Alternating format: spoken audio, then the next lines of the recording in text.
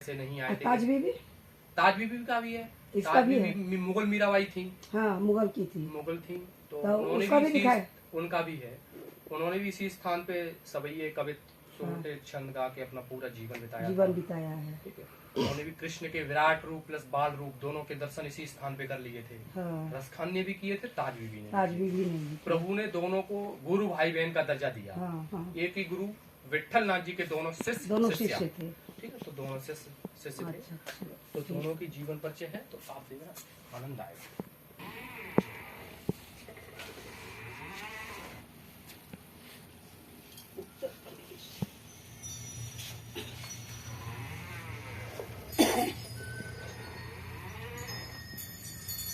गरम से একটু পাখা টাকা চালা না কিছু।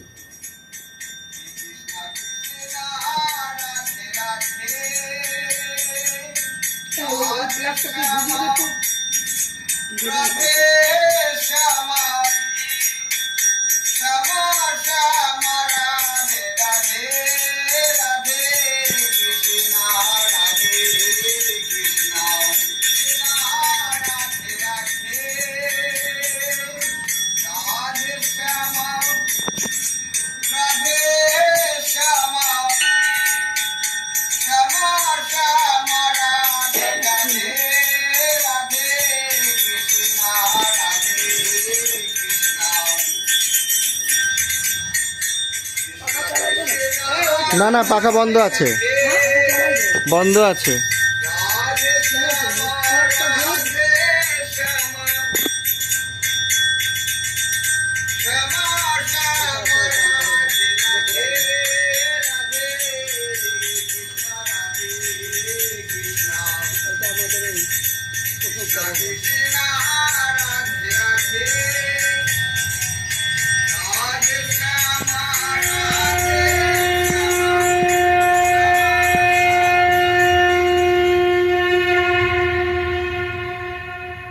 ब्रज हृदय वृंदावन 3 दिशाओं से यमुना नदी के स्नेह बंधन से घिरा, मंत्र मुग्ध प्राकृतिक छटाओं का स्वामी, योगियों से गहरे घने आशीर्वाद की शीतल छाया सरीखे वृक्षों से सुरक्षित, विभोर कर देने वाली अद्भुत हरियाली, कृष्ण के आभास से भरपूर एक ऐसी पुण्य भूमि जहाँ लीलाधर कृष्ण की अलौकिक दिव्य लीलाओं के साक्ष्य और अनुभूति के किस्से कभी समाप्त नहीं होते।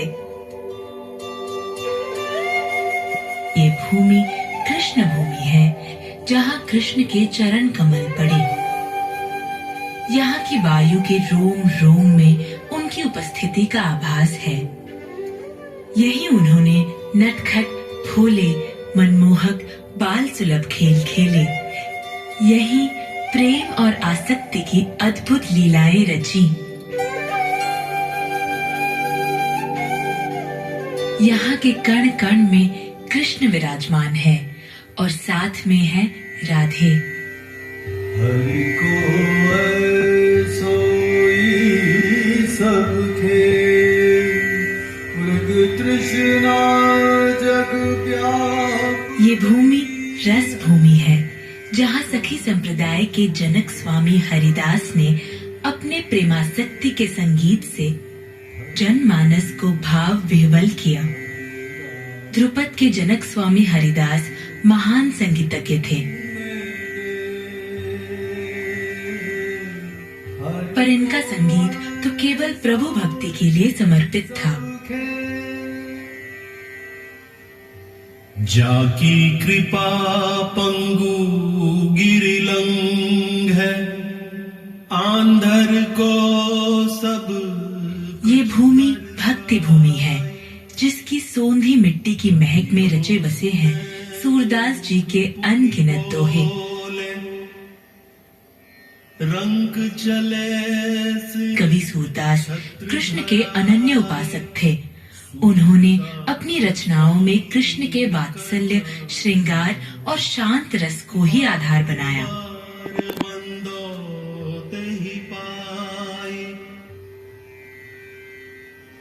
मेरे तो गिरधर गोपाल। ये भूमि आसक्ति भूमि है, जहाँ मीराबाई ने कृष्ण प्रेम में अपने जीवन का उत्सर्ग किया।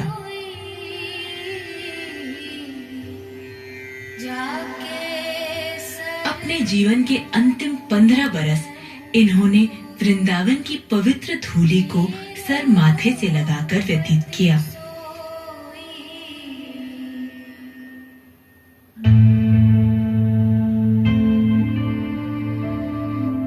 यही वो वृक्ष है जिसकी छांव तले चैतन्य महाप्रभु ने प्रभु का संकीर्तन किया। कृष्ण भक्ति में लीन इन भक्तों को हर कोई जानता है। इन्हीं की तरह भक्ति की पराकाष्ठा पर पहुंचा एक नाम और भी है, कवि रस खान, जिनके जीवन का सार था भक्ति और प्रेम, जो कृष्ण भक्ति में वृंदावन की मिट्टी से ऐसे जुड़े कि मृत्यु भी उन्हें अलग न कर पाई। जो जन जाने प्रेम तो यूं तो रस खान के राधा कृष्ण भक्ति के दोहे और सवैया बचपन में हम सब ने पढ़े हैं, लेकिन कृष्ण भक्ति की उनकी ये यात्रा कब और कैसे प्रारंभ हुई और किस ऊंचाई तक पहुंची, इस बारे में जानने के लिए आइए हम उनके जीवन को खंगालते हैं। जाति पाति पूछे नहीं कोई, हरि को भजे सो हरि के होय। जाति जगत गुरु रामानंदाचार्य स्वामी द्वारा रचित ये दो पंक्तियां हमारे धर्म की संपूर्ण व्याख्या कर देती है। ईश्वर की दृष्टि में जात पात धर्म संप्रदाय का कोई अर्थ नहीं है, वो तो सबसे प्रेम करते हैं। ये कथन कृष्ण के अनन्य भक्त कवि रस खान पर पूरी तरह चरितार्थ होता है। कृष्ण की भक्ति में वो ऐसे डूबे कि हिंदू और मुसलमान के बीच के सारे अंतर भूल गए। बोध और आलम के अलावा भारतेंदु हरिश्चंद्र ने जिन मुसलमान भक्तों के लिए कहा था कि इन मुसलमान हरिजनन पर कोटिन हिंदू वारिये, उनमें रस खान का नाम सर्वोपरि है। रस खान का असली नाम सैयद इब्राहिम था। इनका जन्म शाही परिवार के पठान कुल में हुआ था। जीवन के सारे सुख संसाधन उपलब्ध थे, किसी बात की कोई कमी नहीं थी।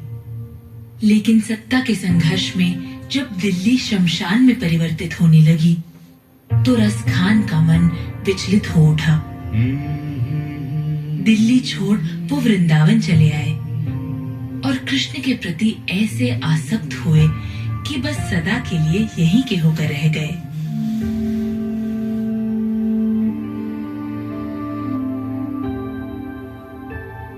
रस खान कृष्ण भक्त कैसे बने, इसकी भी कई कहानियां हैं। एक कहानी ये है कि रस खान ने कृष्ण की चर्चा सुनी और कौतूहलवश उनके दर्शन के अभिलाषी हो गए। एक कहानी ये भी है कि रस खान ने कहीं कृष्ण के चित्र को देखा और देखते ही ऐसे मोहित हुए कि दर्शन पाने स्वतः वृंदावन तक खींचे चले आए। कृष्ण के दर्शन हेतु मंदिर गए, मगर मुसलमान वेशभूषा में होने के कारण मंदिर में प्रवेश नहीं मिला। दुखी हो गए। क्या करे, कुछ समझ में नहीं आ रहा था। आहत होकर गोविंद कुंड के पास बैठ गए। 3 दिनों तक न कुछ खाया न पिया, बस कान्हा का नाम लेते रहे और फिर वहीं बेसुध होकर गिर पड़े।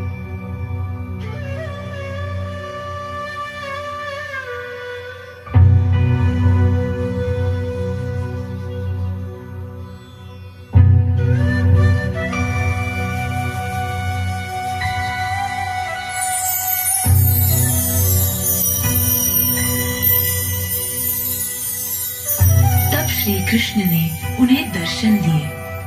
साक्षात और द्वारपाल के अनुचित व्यवहार के लिए क्षमा भी मांगी। श्री कृष्ण ने ही उन्हें रस खान नाम दिया। रस खान अर्थात रसों की खान। क्षण भर में वो सैयद इब्राहिम से रसखान हो गए। कृष्णमय रसखान।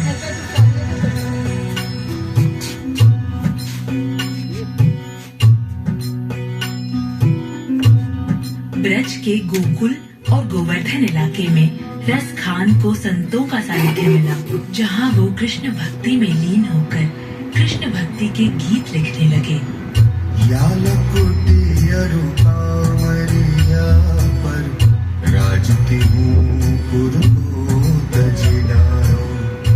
उनकी लेखनी में कृष्ण के रूप माधुर्य, ब्रज महिमा, राधा कृष्ण की रासलीलाओं का अद्भुत वर्णन है। रसखान भक्ति और श्रृंगार दोनों ही रसों में पारंगत रहे। इनके काव्य में कृष्ण का विकट विराट रूप भी है और बाल काल का निर्मल निर्दोष रूप भी।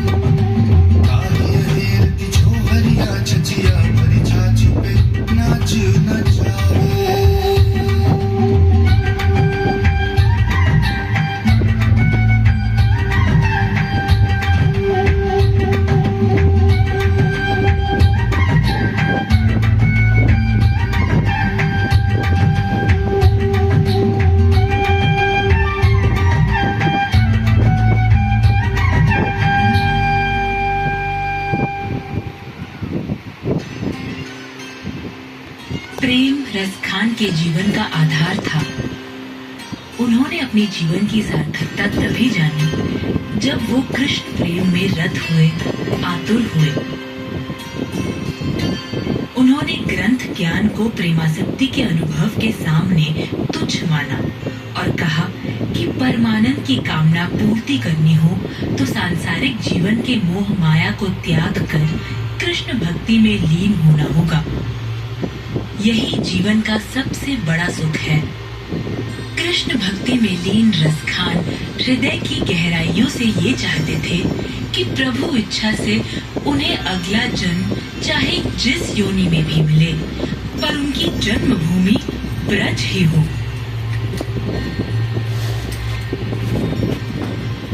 मानस हों तो वही रस खाने, बसाऊं ब्रज गोकुल गांव के द्वार।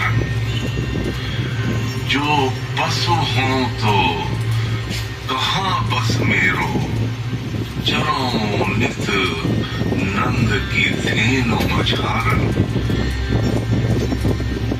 पाहन हों तो वही गिर को जो, धरे वो कर छत्र पुरंदर धारन।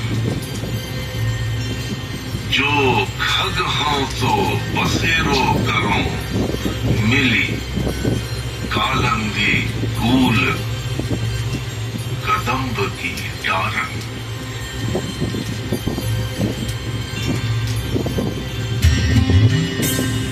কালকে ছিল না?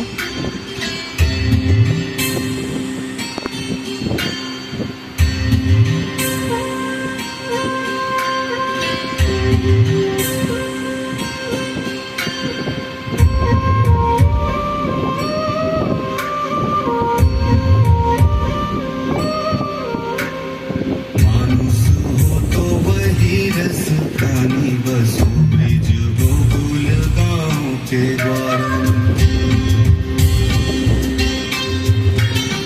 मानुष हो तो वही रस खानी बसो ब्रिज गोकुल गाँव के द्वार।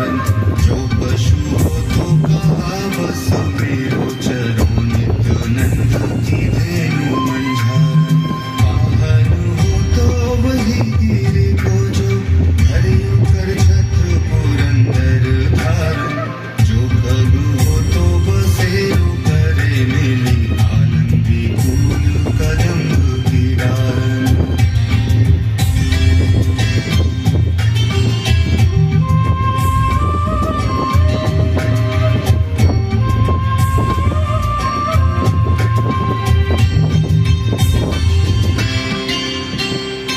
मोर बखा सिर ऊपर राखी हो गुंज की माल गरे बहरोंगी।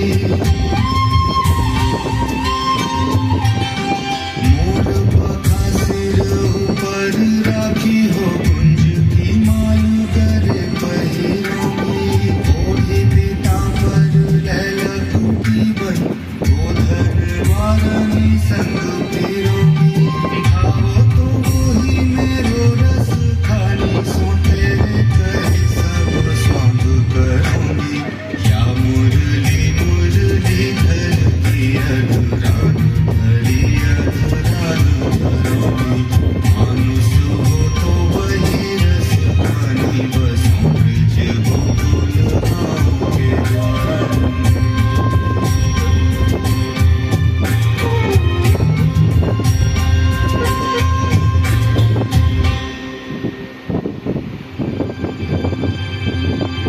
रसखान की अनन्य प्रभु भक्ति और उच्च कोटि की काव्य रचनाओं की यात्रा अविराम चलती रही और जब रुकी तो स्वयं योगेश्वर कृष्ण ने अपने हाथों से उनका अंतिम संस्कार किया, उनकी कीर्ति को बढ़ाया।